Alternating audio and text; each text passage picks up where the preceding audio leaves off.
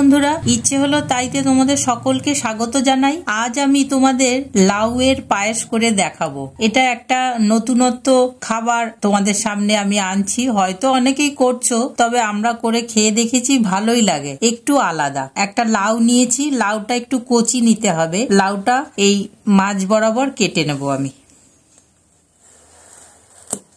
কাটার আগে আমি ধুয়ে নিয়েছি লাউটাকে। এবার আমি খোসা ছাড়িয়ে নিচ্ছি। একটু খোসাটা মোটা করে ছাড়াতে হবে, খুব পাতলা না ছাড়ানোই ভালো। এই যে পুরোটা এইভাবে ছাড়িয়ে নিয়েছি। এবার মাঝখান থেকে আবার টুকরো করব। আর এই যে লাউয়ের বুকোটা, এইটা একটু কেটে নেব, এইভাবে কেটে নেব। এগুলো ফেলে দেব। গ্রেটার নিয়ে নিয়েছি। গ্রেটারের যে দিকটা এইরকম লম্বা লম্বা ভাবে কাটা যায়, সেই দিকটাতে লাউগুলো এইভাবে গ্রেট করে নিতে হবে। এই যে এইভাবে একদম জিরি করে গ্রেট করে নিতে হবে। আলাদা একটা পাত্রে কেশর দিয়ে একটু দুধ দিয়ে ভিজিয়ে রাখছি, উষ্ণ গরম দুধে। কেশর দিলে কালারটা খুব সুন্দর আসবে। অন্য পাত্রে 1.5 চামচ মতন চালের গুঁড়ো দিয়ে তাতে গরম দুধ দিয়ে একটু ভিজিয়ে রাখছি। 1.5 চামচ চালের গুঁড়োতে 3 চামচ দুধ দিয়ে ভিজিয়ে রাখছি। পরে লাগলে আর একটু মিশিয়ে নেওয়া যাবে। গ্রেটারে গ্রেট করে নিয়েছি। এইভাবে সমস্ত লাউটা জিরি করে গ্রেট করে নিয়েছি। এবার একটা কাপড়ের টুকরো নিতে হবে, সুতির কাপড়ের টুকরো। তার মধ্যে এগুলো দিয়ে জলটা চিপে নিতে হবে। এইভাবে করে এইভাবে সমস্ত জলটা চিপে নিতে হবে, কেননা লাউয়ের মধ্যে প্রচুর জল থাকে। আর এই জল সমেত যদি দেওয়া হয় দুধে, তাহলে দুধটা ভীষণ পাতলা হয়ে যাবে, খেতে ভালো লাগবে না। এইভাবে সব রসটা আমি বার করে ফেলে দেব। গ্যাস অন করে কড়াই বসিয়ে দিয়েছি। আর তাতে আমি সামান্য ঘি দিয়ে দিচ্ছি। এই 3 চামচ মতন ঘি দিলাম। ঘিটা গরম হয়ে গেছে। এবার আমি ধুয়ে রাখা কাজু আর কিশমিশ দিয়ে একটু ভেজে নেব। ভাজা হয়ে গেছে, এবার উঠিয়ে নিচ্ছি কাজু কিশমিশ গুলো। এবার ওই পাত্রে 2টো তেজপাতা আর একটা দারুচিনি আর 2টো ছোট এলাচ দিয়ে দিচ্ছি। আর যেই লাউ রস বার করে রেখে দিয়েছিলাম, সেই লাউটা এখানে এবার দিয়ে দিচ্ছি।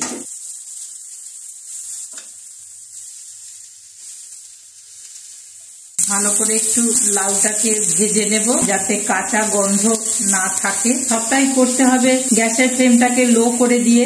লাউটা মোটামুটি ভাজা হয়ে গেছে। খুব লাল করে ভাজার দরকার নেই, মোটামুটি কাঁচা গন্ধটা চলে গেছে।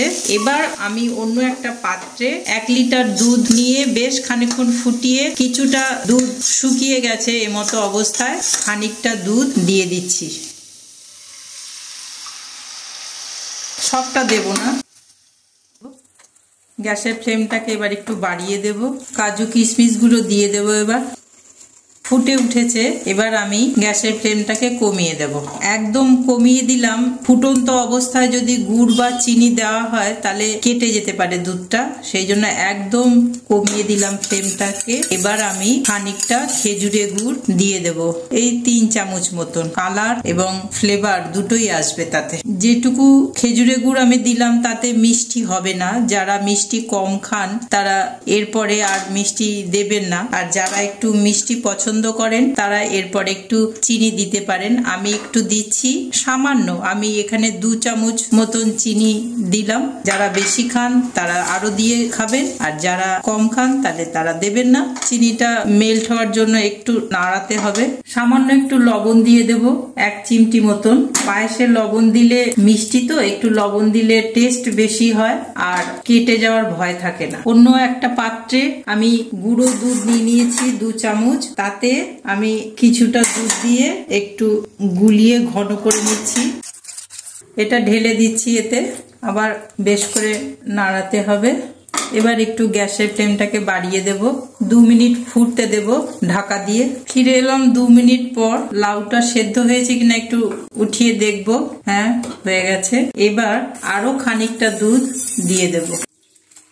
গ্যাসের ফ্লেমটাকে বাড়িয়ে দেব, আর যে চালের গুঁড়ো দুধ দিয়ে গুলে রেখেছিলাম সেটা দিয়ে দেব। পরিমাণেও বাড়বে, ঘনত্বও হবে। সমানে নাড়তে হবে, যেহেতু চালের গুঁড়ো দেওয়া হয়েছে, নিচে নয়তো লেগে যেতে পারে। কেশর ভিজিয়ে রেখেছিলাম গরম দুধে, সেটাও দিয়ে দেব। পায়েস তৈরি হয়ে গেছে। এই রকমই পাতলা অবস্থায় নামাতে হবে, কেননা ঠান্ডা হলে আরো বেশি জমে যাবে। লাউয়ের পায়েস রেডি হয়ে গেছে। এইভাবে করে খেয়ে দেখবেন বন্ধুরা, কথা দিলাম একটু নতুন স্বাদের পায়েস ভালো লাগবেই। নতুন বন্ধু সাবস্ক্রাইব করে পাশে থাকবেন, অনুরোধ রইল সাবস্ক্রাইব করার। পুরনো বন্ধু তারা তো সাথে আছোই, লাইক আর কমেন্ট দিয়ে জানিও কেমন লাগলো। আর দেখা হবে নেক্সট ভিডিওতে। আমার চ্যানেলটাকে শেয়ার করে অন্যদের দেখার সুযোগ করে দিও। আজকের মতন আসি তাহলে, টাটা।